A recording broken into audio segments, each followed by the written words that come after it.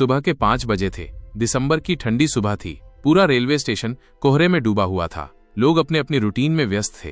कोई अखबार बेच रहा था, कोई चाय उबाल रहा था और कोई बैग कंधे पर टांग कर अपनी ट्रेन का इंतजार कर रहा था। प्लेटफॉर्म नंबर 3 पर भीड़ थोड़ी कम थी, लेकिन कोने में एक बूढ़ा इंसान एक पुराना कंबल ओढ़े बैठा था। उसके पास एक कटोरा रखा था जिसमें कुछ सिक्के पड़े थे, ठंडी में जमा हुए जैसे जंग खा गए हों। उसकी आंखें नींद से बोझिल थीं, लेकिन उम्मीद अभी बाकी थी। भूख से उसका पेट अंदर खिंच चुका था। सुबह से उसने सिर्फ एक बचा हुआ रोटी का टुकड़ा खाया था, जो कल रात किसी ने फेंका था। वो हर गुजरते आदमी को देखता जैसे उसकी नजरें पूछ रही हों, क्या आज कुछ मिलेगा? लेकिन लोग बिना देखे ही आगे बढ़ जाते। तभी स्टेशन के बाहर एक चमचमाती BMW आकर रुकी। गाड़ी से उतरा एक 28 साल का युवक। हाई ब्रांड्स के कपड़े, घड़ी रोलेक्स, हाथ में आईफोन, आंखों में कॉन्फिडेंस और चेहरे पर हल्का घमंड। उसका नाम था आरव मल्होत्रा, एक मशहूर बिजनेसमैन जिसकी कंपनी करोड़ों का टर्नओवर करती थी। आरव को किसी को रिसीव करने आना था, लेकिन गलती से वो प्लेटफॉर्म नंबर 3 की ओर मुड़ गया। चलते चलते उसका ध्यान उस बूढ़े भिखारी की ओर गया जो जमीन पर बैठा कांप रहा था। भिखारी बोला, बेटा कुछ खा लूं, 2 रुपए दे दो। आरव ने बिना झिझके कहा, तुम जैसे लोग सिर्फ बहाने बनाते हो, काम क्यों नहीं करते? इस उम्र में भी भीख मांग रहे हो। उसकी आवाज में नफरत नहीं थी, लेकिन संवेदना भी नहीं थी। भिखारी मुस्कुराया और बोला, बेटा जब माँ की लाश कंधों पर हो और जेब में 1 रुपया भी ना हो तब मेहनत नहीं, मदद चाहिए होती है। आरव ठिठक गया। शायद पहली बार किसी भिखारी ने उसे इस अंदाज में जवाब दिया था। मैं स्कूल में टॉपर था, क्लास का सबसे समझदार लड़का। टीचर्स कहते थे तू अफसर बनेगा, लेकिन एक दिन पापा ने शराब पीकर माँ को मारा और माँ मर गई। मैं 12 साल का था, फिर सड़क पर आ गया। तब से यही स्टेशन मेरा घर है।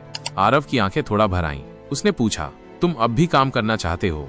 भिखारी बोला, हर रात सोचता हूँ सुबह कुछ नया करूंगा, लेकिन कोई मुझ पर भरोसा नहीं करता बेटा। आरव कुछ पल चुप रहा, फिर उसने कहा, अगर मैं तुम्हारी मदद करूं, नहलाऊं, नए कपड़े दिलवाऊं, क्या तुम काम करोगे? भिखारी ने चौंकते हुए देखा। उसकी आंखों में उम्मीद की एक नई लहर आई, जैसे अब वो किसी और दुनिया में जा रहा हो। क्या तुम मेरी मदद करोगे? भिखारी ने धीरे से पूछा। आरव ने मुस्कुराकर कहा, हाँ, लेकिन तुम्हें अपनी किस्मत को बदलने के लिए तैयार रहना होगा। अगले दिन आरव ने भिखारी को एक होटल में ले जाकर उसे नहलाया, बाल कटवाए और नए कपड़े पहनाए। जब भिखारी ने आईने में खुद को देखा तो वो खुद को पहचान नहीं पाया। आंखों में आंसू थे, लेकिन इन आंसुओं में उम्मीद भी थी। उसका चेहरा चमक उठा था, जैसे किसी ने उसकी जिंदगी की धूल साफ कर दी हो। आरव ने कहा, अब तुम एक नए इंसान हो। अब तुम्हारे पास सिर्फ मौका नहीं, जिम्मेदारी भी है। आरव ने भिखारी को एक चाय वाले की नौकरी दिलवाई। भिखारी अब बाबा के नाम से मशहूर हुआ। वो हर दिन चाय बनाता और धीरे धीरे उसे स्टेशन पर लोग इज्जत से मिलने लगे। एक दिन आरव ने पूछा, क्या तुम अब खुश हो? भिखारी मुस्कुराया और बोला, हाँ, अब मुझे लगता है कि मैं भी कुछ कर सकता हूँ, और जो लोग मुझे कभी नहीं समझते थे अब मुझे वो सम्मान दे रहे हैं। ये सब तुमने किया है। आरव के दोस्तों ने उसे बहुत समझाया, क्या तुम पागल हो गए हो? एक भिखारी पर इतना खर्चा, वो तो फिर से सड़क पर आ जाएगा।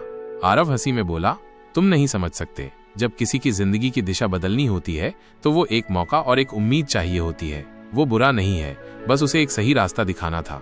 कुछ सालों बाद बाबा जी ने स्टेशन के पास अपना छोटा सा ढाबा खोला। ये ढाबा खास था, यहाँ भूखे लोग फ्री में खाना खाते थे। बाबा ने हर रात इस उम्मीद में खाना रखा कि शायद कोई भूखा इंसान आए और अपना पेट भर सके।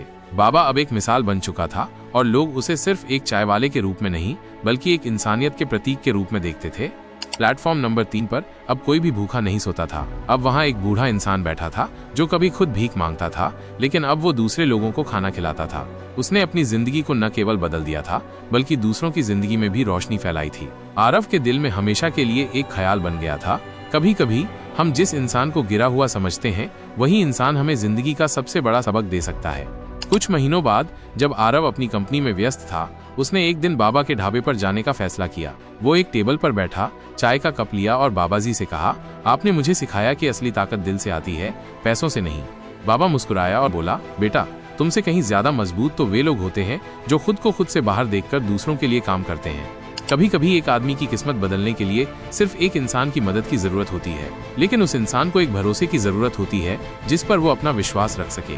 जब किसी की मेहनत और उम्मीद एक साथ जुड़ती है तो वो अपनी मंजिल जरूर पाता है।